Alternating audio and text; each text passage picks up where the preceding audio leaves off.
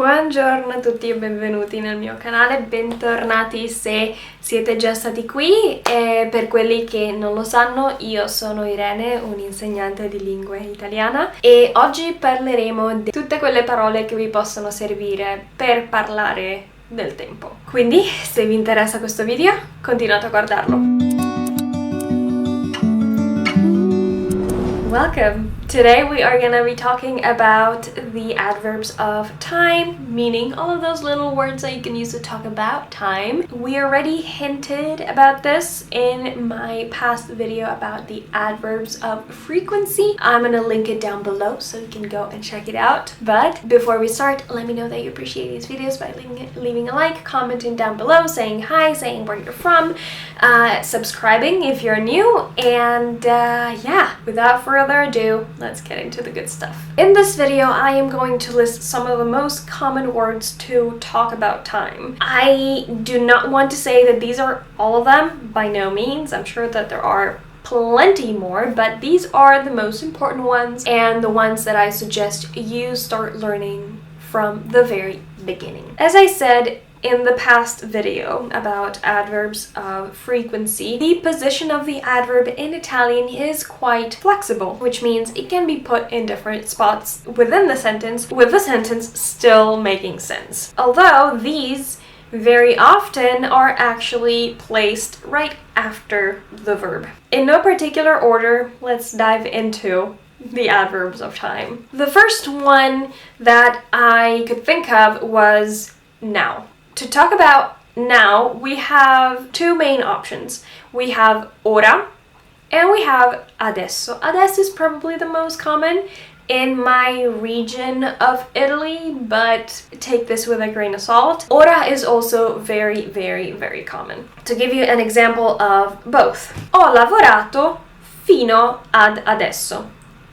Ora voglio rilassarmi. I worked until now. I want to relax. Why did I use both instead of repeating the same word? Well, Italian does really not like repetitions. I could also say adesso vado a fare una passeggiata or vado a fare una passeggiata adesso. And in that same example, I could also use subito. Subito means right away. So I could say vado a fare una passeggiata subito or vado subito a fare una passeggiata. There is one that is a little complicated. Ormai. Ormai is difficult to translate in English. I could say pensavo di poter studiare di più, ma ormai è troppo tardi. I thought I could study more, but by now it's too late. So maybe ormai can be translated as by now. It's very hard to pinpoint. It's often used on its own, even in a sentence like provaci di nuovo, puoi farcela. Try again, you can do it. I could respond as ormai. Of course, in this case, you wouldn't simply translate it as by now. I would probably translate as too late. If you want me to make a more detailed video about ormai, I'll be happy to do it. Just let me know in the comments below. Then we have prima and dopo. Prima means before, and dopo means later. You can also use them together in prima o dopo devi prendere una decisione. Sooner or later, you'll have to make a decision. But when they're isolated, prima is before, dopo is later. Then we have ancora. Ancora is used as both still and yet. For example, non ho ancora fatto I compiti. I haven't done my homework yet. And I could also say sto ancora facendo I compiti. I am still doing my homework. In both of these cases, it will work. While English distinguishes these two different uses, Italian does not do that the same way. Then we have già. Già means already, but it will happen if you are traveling in Italy that you hear già used as yes, definitely, absolutely, and so on and so forth. But that's a different meaning. It does not have the meaning of time. And of course you will understand what meaning the person is using depending on the context. The context is always the telling. But già means already. Ho già finito I compiti. I have already finished my homework. Then we have something similar to prima and dopo. We have presto is early and tardi is late. Domani mi devo svegliare presto. Tomorrow I'll have to get up early. Or I could say, sono arrivato tardi alla mia lezione di pianoforte. I arrived late at my piano lesson. But I could also say, ho fatto tardi alla mia lezione di pianoforte, meaning the exact same thing. Fare presto means to be quick, basically, and fare tardi means to be late. Then, talking about days, we have oggi. Oggi is today. Oggi sono andata al museo. Today I went to the museum. Or I could also say, sono andata al museo oggi. Same thing. Domani is tomorrow. I could say, domani incontro degli amici.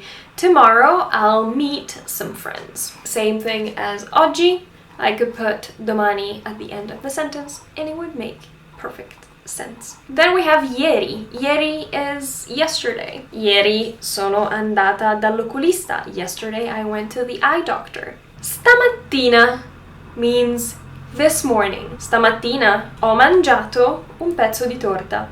This morning I ate a piece of cake. But I could also say stasera. Sera is evening, mattina is morning. I could say stasera vado a teatro. Tonight I am going to the theater. And then to finish it off, I could use stanotte to talk about tonight, but the night, not the evening. Stasera is more like this evening, and stanotte is more like tonight, during the night. So I could say, spero di dormire bene stanotte. I hope I will sleep well tonight. Alright, so these are the most common and the most important adverbs of time. And knowing these, you could feel pretty confident when you have to talk about your week, what you do, what you will do, and so on and so forth, which the practice that you can usually have at the very beginning of your language learning journey covers a lot of your homework for today. Of course, if you want to, you can leave down below a few sentences using some of these adverbs. You can tell me what you did yesterday, or you can tell me what you did before watching this video and what you will do after watching this video. You know, all things that can be said, of course. And yeah, that's gonna be it. I will, of course, correct your sentences. And grazie mille per aver guardato questo video. Mettete mi piace, commentate, condividetelo e iscrivetevi se siete nuovi. E detto questo, ci vediamo nel prossimo. Ciao ragazzi!